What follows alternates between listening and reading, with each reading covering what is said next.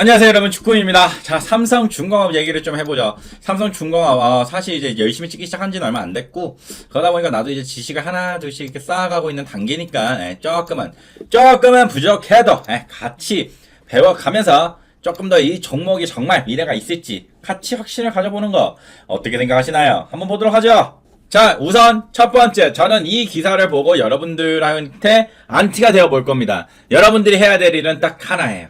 저한테 반론을 하시면 됩니다. 한번 이 기사 같이 보죠. 자, 이제 연간 목표량의 40%를 웃돌면서 수주 얘기. 근데 삼성중공업 조금 모자르죠. 2000년대 같은 슈퍼사이클이 도래할 것이란 기대가 나오지만, 그러나 우리 기자님께서는 이제 불확실성, 뭐 원자재 가격 인상, 인력난 등 불확실성이 많아서 조선업 전망을 낙관하기엔 이르다고 하십니다. 자, 첫 번째 근거예요. 왜 슈퍼사이클이 안 일어날 것 같은지. 첫 번째는 바로 후판가입니다. 후판가. 당연한 얘기고, 후판가 이제 10만원 정도 인상으로 끝나버리는 것 같은데, 약 20%를 차지하는 조선용 후판. 가격은 지난 2020년에는 이제 톤당 65만원 수준이었지만, 현재는 110만원 선. 거의 2배 뛴 거 맞죠? 거의 2배를 뛴 거기 때문에, 지금, LNG선을 제외하면은, 근데 LNG선 또 이제 많이 들어올 수도 있긴 하겠죠? 분명한 거는. 왜냐면은 지금 러시아, 그 LNG 쪽이 어디도 안 한다고 그러던데, 어디 또 안 한다고 그랬어요. 어디에도 이제 가스 공급 안 한다고. 그럼 LNG 운반선이 당연히 더 수요가 커질 거고, 그에 따라서 이제 조선업들이 더 이제 LNG를 많이 만들게 될 건데, 어제 LNG를 제외했을 때 한 20% 정도를 차지한다고 했었죠.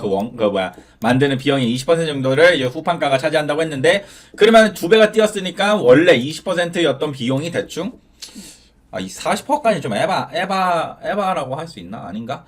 맞나? 한 40%까지 뛴 거죠. 그러면, 좀 약간 좀 심하죠? 아니지. 이렇게 계산하면 안 되나? 120%가 됐다고 해야 되나? 원래 가격보다? 뭔 소리인지 모르겠다. 근데 아무튼 이제 좀 2배 가까이 뛴 거는 분명히 악재이긴 해요. 자, 첫 번째, 여기에 대해서 반박을 여러분 해보세요. 자, 3초 줄게요. 3, 2, 1. 땡. 뭐해? 어떤 반박할래요? 저는 이렇게 반박할 것 같아요. 아니, 물론 맞습니다. 많이 올랐어요. 근데, 지금 그런 거지. 이게 무한자 갈 것도 아니고, 철강석 솔직히 말씀드려서, 보이다시피 잡힐 뻔 했습니다. 잡힐 뻔 했었는데 다시 올라갔던 거고요. 물론 지금 이제 중국이 또 그래갖고 또 인플레 막 이런 얘기도 나올 수도 있기는 합니다만, 어쨌든 지금 이게 올랐던 이유는 뭐 때문이었습니까? 러시아, 우크라이나 전쟁 때문에 올랐던 거고, 그마저도 지금은 어쩌고 있는 겁니까? 원위크로 보게 되면은, 흐지부지 하고 있습니다. 올랐던 거. 무슨 말이에요? 이 이상 물론 올라갈 수도 있습니다. 또 다른 무슨 악재가 터져서. 하지만 지금 횡보를 하고 있다고요. 그렇기 때문에 어차피 예전 슈퍼사이클도 스타트는 뭐였어요? 원자재 가격이 올랐지만 얘가 이제 흐지부지가 되면서 신조성과가 계속 올랐을 때 슈퍼사이클이 왔다는 거기 때문에 저는 그렇게 반박을 한번 해보도록 하겠습니다. 자, 두 번째 이슈는 바로 이거예요. 순연공의 이탈과 노동시장 규제 등에 따른 인력 문제도 이건 문제다. 조선업의 인력은 하반기였던 2014년에는 20만 명이나 있었지만 지난해 말에는 이제 9만 2천 명으로 반토막이 나버렸다. 그래서 지난해 수주한 물량을 본격적으로 제작하기 시작하는 3분기에는 약 9,500명의 인력이 부족할 것이라는 추산도 있다. 자, 반론해보세요. 3, 2, 1, 땡! 저는 이거에 대해서 반론은 솔직히 못할 것 같아요. 이거는 뉴스를 조금 더 보게 되면 지금 이 외국인 기능 인력 도입을 확대시켰다고 해요. 무슨 비자를 발급을 더 많이 해줘서. 어쨌든 지금 조선업 이거 사람 부족하니까 외국에서 사람 와서 이제 외국인 노동자들 이제 사용하겠다는 거죠. 그러면 뭐, 당연히 그 임금을 조금 덜 줄 수도 있겠죠. 임금을 조금 덜 주게 되면은 그만큼 고정비용을 아끼면서 그러면 이 후판가 올라간 것만큼 충당하긴 좀 힘들 수도 있겠지만 그래도 뭔가 조금은 더 아낄 수도 있으니까 뭐 이런 머리들을 다 쓰고 있는 것 같은데, 그리고 분명한 건 우리나라에 별로 그게 없잖아요. 지금 어쨌든 그 순령자들이. 근데 이 뉴스가 나오자마자 바로 이렇게 나왔었대요. 이거 좀 된 뉴스이긴 해요. 미안해요. 어쨌든 조선업의 이주 노동자 놀려오냐, E7 비자 완화에 이제 노동계가 반발을 했는데 5가지 이유를 말했다고 합니다. 그 5가지 이유가 뭐냐면, 첫째가 이제 지금 조선 분야 인력 수급 문제의 근본적 원인은 노동 강도가 가장 센 조선의 노동자들에게 그에 합당한 대우를 자본가들이 조선 불황을 비밀로 임금 인상을 하지 않아 발생하는 문제. 솔직히 이거는 인정. 임금은 올려줘야지. 인간적으로 지금 사람 귀한 줄 알아야지. 둘째, 분봉 원인 해결보다 인건비 저렴하다는 이유로 값싼 이주 노동자를 해외에서 충원에 일을 시키겠다는 것은 기술 축적을 통한 조선 산업 발전에 아무런 도움이 되지 않는다는 주장. 이건 솔직히 잘 모르겠어요. 그래도 사람이 좀 필요하잖아요. 그리고 뭐 외국에서 그래도 좀 배운 사람들 와서 이거 하는 건데 좀 도움이 되지 않을까? 셋째는 이제 비자제도 개선을 통한 단기 이주 노동자의 채용은 국내 수년 기술자 단절 현상을 발생시킨다.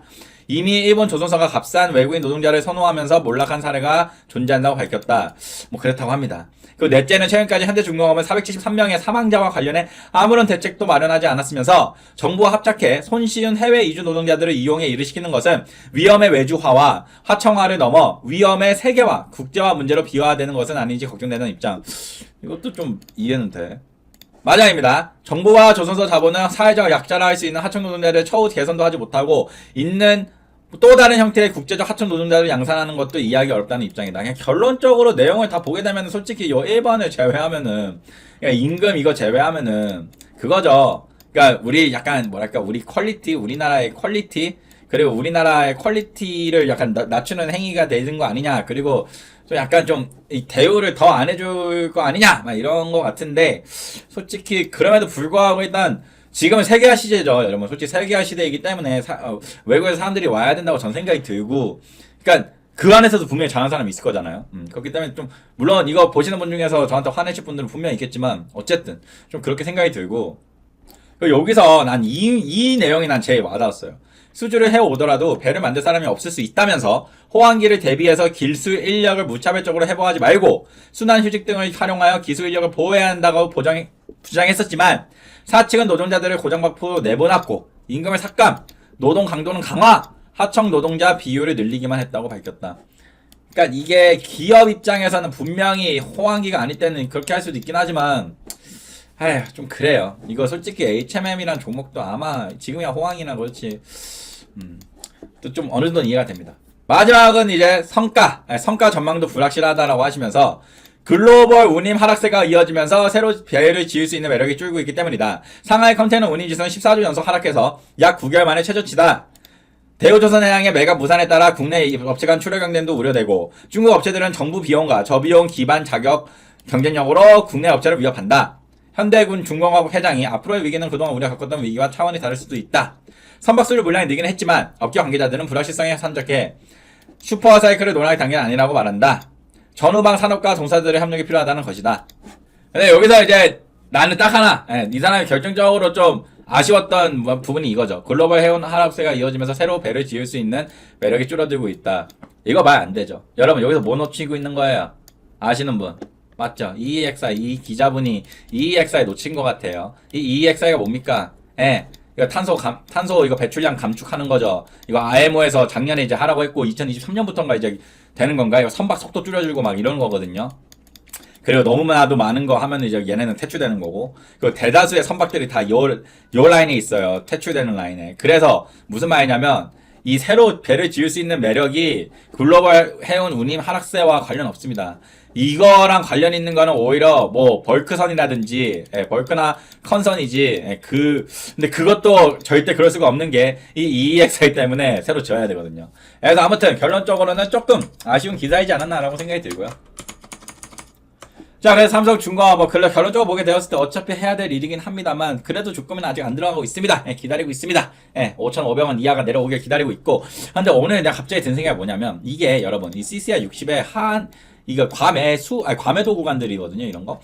과매도 구간이 들어왔을 때가 어찌 보면은 진짜 이쁜 자리들이 나오잖아요. 과매도 구간에서 좀 꽤나 깊숙이 들어왔을 때, 이해돼요?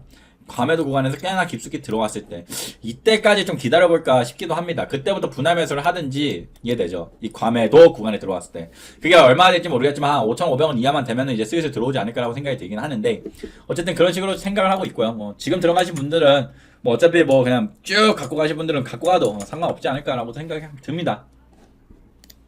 조선을 할 때는 항상 이걸 보게 되는데 조선업들이 오늘 그냥 흐지부지였네요. 오늘 딱히 뭐 큰 그게 없었고 현대중공업은 그래도 좀 올랐네요. 현대중공업은 좀 올랐다는 거. 아무래도 이제 MSCI 지수 편입이 이제 5월달에 될 수도 있다는 그런 기대감이 아직 살아있기 때문에 그렇지 않을까라고 생각이 들고 더 올라갈 수도 있어요. 근데 선반영이라는 것도 감안을 해야죠. 만약에 이게 선반영 돼서 이렇게 올라갔던 거라면 더 이상 안 올라갈 수도 있고요. 자, 일단 장을 보게 되었을 때 오늘 장 나빴어요. 나빴네요. 거의 오른 종목이 없죠. 거의 다 떨어졌었고. 그래도 아까 근데 미국 선물지수가 아까보다 좀 떨어졌네요. 아까 1% 수준까지 올라갔었는데 지금 좀 떨어졌고, 이게 요즘에는 이게 높기 시작했다가 떨어져 시작할 때 끝날 때도 많고 하락해서 시작했다가 높게 끝날 때도 많으니까 끝까지 이제 끝나봐야 알 수 있는 것 같고 우린 자야죠. 자야 될 것 같고 어쨌든 개인들하고 외국인들이 들어왔다는 거 볼 수 있을 것 같고요. 거의 예탁금은 다시 늘고 있습니다. 예. 여전히 주식에 대한 관심이 떨어지지 않았다라고 생각이 들고 유가 같은 경우도 지금 100달러 수준 지금은 어떤지 모르겠지만 여기 찍혀 있는 걸로는 이제 100달러 수준에 얽혀 있으니까 그거 아마 오늘 그 유가 관련주들이 많이 올랐죠. 예, 석유 막 이런 애들 아마도 유가가 또 다시 좀 더 점핑하지 않았을까 싶은데 좀 잘 따라와야 될 거라고 생각이 들고요. 시간을 달리거나 보면 삼성중공업 살짝 올랐네요. 예, 살짝 올랐고 뭐 딱히 의미는 없고 매수 창구가 조금 있었네요. 어디 창구에서 매수했는지 한번 볼까요? 아 JP모간이네요. 예, JP모간 이거 알아두세요 여러분. JP모간이 거의 시장을 씹어먹고 있대요 요즘에. 제가 좀 신빙성 있게 보는 유튜버에서 했던 말인데 어쨌든 그분이 그런 말 하니까 난 또 믿어져. 난 JP모간 좋아한다고 그랬죠. 어쨌든 JP모간 얘는 뭐 버리고요. JP모간이 좀 이제 계속해서 사 모아 가면 어쨌든 좋은 날이 가까이서 오지 않을까라고 생각이 들고요. 수급을 보게 되었을 때 이틀 연속을 봐야 되겠죠. 예, 이틀 연속 어제 거 안 찍었으니까 이틀 연속 수급은 좋았네요. 예, 수급은 괜찮습니다. 한 달이란 기간을 봤을 때 개인들이 많이 나왔고 외국인들이 특히 많이 샀는데 이 외국인 중에서 JP모간이랑 이쪽에서 많이 사는 게 아닐까라고 생각이 들고 어쨌든 그 기억나죠. 얘네들이 많이 사다가 그 드리십 4개 이제 그 PE 어디인가에 그 넘긴다고 했을 때 떡상했던 또 어떤 소식이 있는 걸지도 모르니까 우리는 알 수가 없죠. 어쨌든 그렇게 한번 생각해 보면 될 것 같고. 공매도 추이를 보게 되었을 때, 공매도 진짜 적었다. 근데 의미 없어요. 예, 이런 거 그냥 하루만 그런 거지 또 바로 그냥 날아갈 수 있기 때문에 뭐 공매도가 있는 이상 뭐 이게 떨어질 거다, 뭐 높아졌다, 뭐 그렇게 뭐 딱히 연속성이 나와야 됩니다. 연속성. 그래도 다행인 건 이제 요 정도 수준에서 놀고 있는 거, 이 정도 수준에서 안 놀고 있고 그거는 조금 이제 연속성이 있다고 볼 수 있을 것 같네요. 대차거래 추이를 보게 되었을 때 어제자는 좀 줄었었네요. 예, 대차거래 추이는 계속해서 줄면 좋습니다. 어쨌든 공매도를 칠 수 있는 가능성이 있는 장고들이기 때문에 이게 줄면 줄수록 어쨌든 공매도를 좀 덜 칠 확률이 크니까요. 자, 좋습니다. 삼성중공업 한번 훑어봤는데요. 뭐 괜찮습니다. 예, 지금 뭐 솔직히 주금이 입장에서는 올라가지 않았으면 하는 게 맞고요. 예, 떨어졌으면 하는 게 맞겠지만 뭐 올라가면 또 올라가는 대로 또 알아서 그에 반응을 해야 된다고 생각이 들고요. 어쨌든 지금 결론적으로 보게 되었을 때 누군가는 슈퍼사이클이 아니다. 누군가는 슈퍼사이클이 온다. 라고 분명히 예상을 하고 있을 거라고 생각이 드는데요. 그에 대해서 뭐랄까 붙일 수 있는 이유도 다 다릅니다. 그쵸? 나도 그렇게 말했어. 나 오를 것 같아. 누군가 떨어질 것 같아. 솔직히 말해서 누가 정답인지는 아무도 알 수 없습니다. 근데 그때 가서 이제 4반지가 나오고 나서 마치 자기 말이 맞은 것처럼 깝치는 새끼들이 좀 띠꺼울 뿐이지. 물론 저도 깝칠 거예요. 저도 솔직히 이거 만약에 떡상하면 깝칠 건데.